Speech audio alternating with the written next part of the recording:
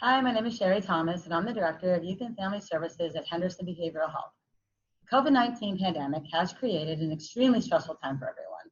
Despite constant updates from the media, there is still so much we don't know. Almost everything about our daily lives has been severely disrupted, so feeling overwhelmed and anxious is a natural reaction. Millions of people around the world are facing similar challenges, and it's okay to admit you're not feeling your best. When it comes to behavioral health, many people are hesitant to ask for help, though we want you to know it is available.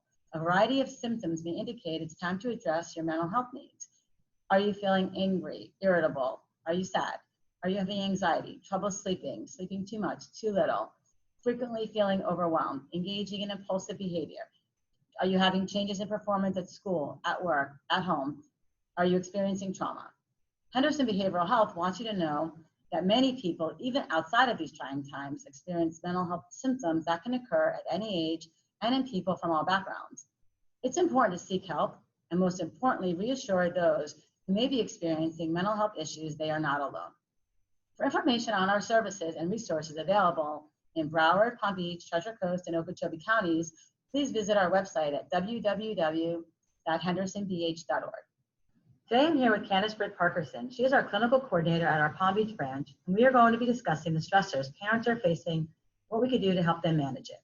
Candace, do you find that families have different needs post-COVID compared to pre?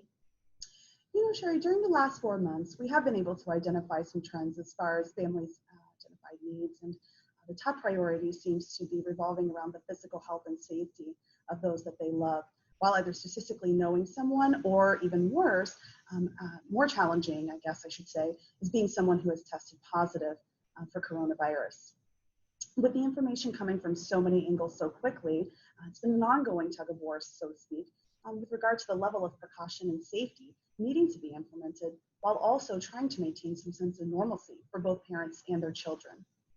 And so aside from this, some of the most challenging needs that have also been identified have been significant financial burdens that have arisen as far as from the pandemic, as well as educational and childcare stressors, particularly with the upcoming school year upon us. So it's really important that we consider also just kind of the more intricate needs that are being identified, such as family conflict or even just overarching sadness and anxiety, both associated with directly the pandemic, lack of social interaction, and things of that nature.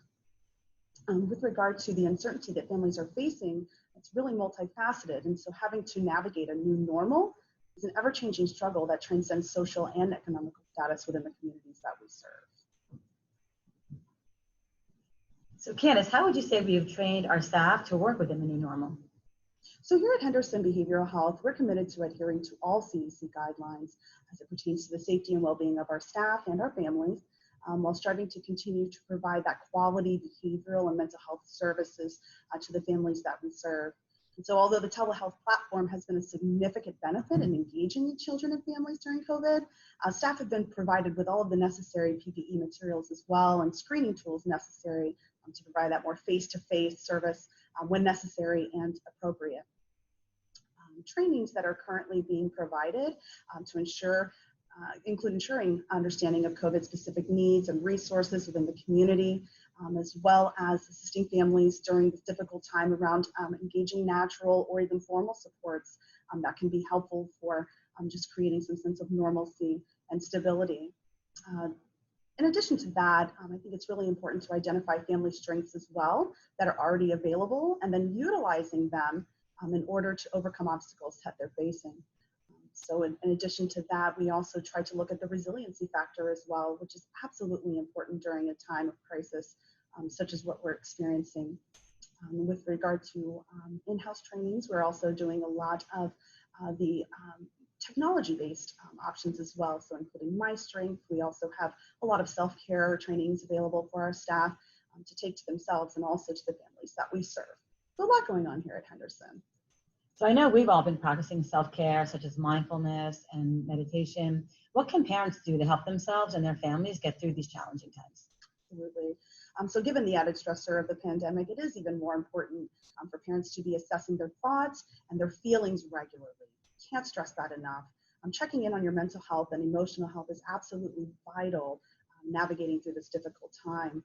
So much pressure is placed on parents in so many ways, and we can sometimes find ourselves decompensating rather quickly, and if not addressed, could be debilitating.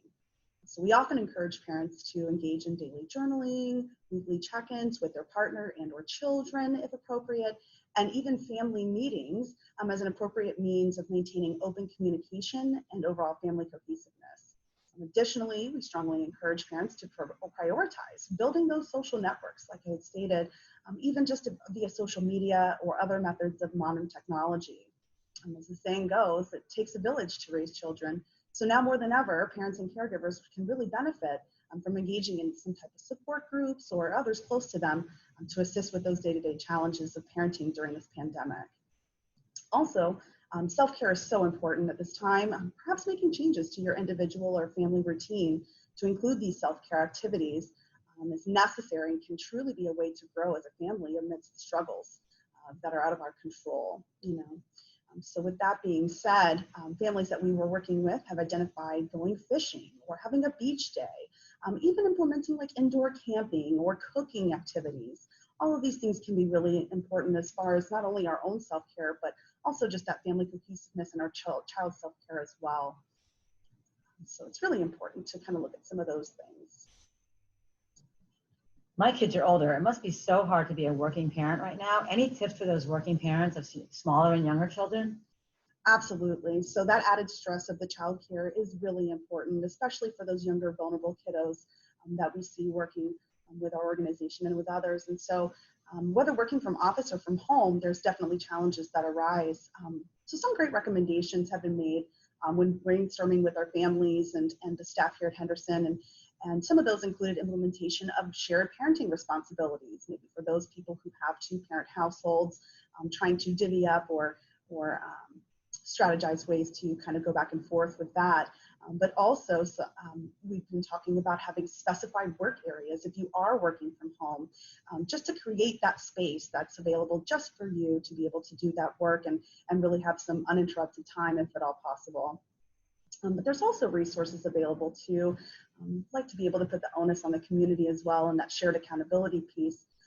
For example, with the Early Learning Coalition, they're actually providing for reduced childcare for those people who are essential workers or first responders.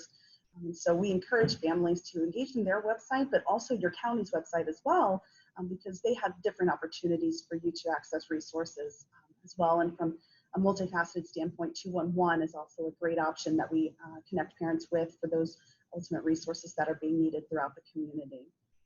Either way, at the end of the day, it's really important to be able to, again, check in with yourself and really understand what the needs are that you have for your individual family. But if you're ever feeling lost, I strongly encourage you to reach out to Henderson for support and some professional feedback. Great. Well, thank you so much for your expertise. It was so nice chatting with you today. Thank you. Have a good one.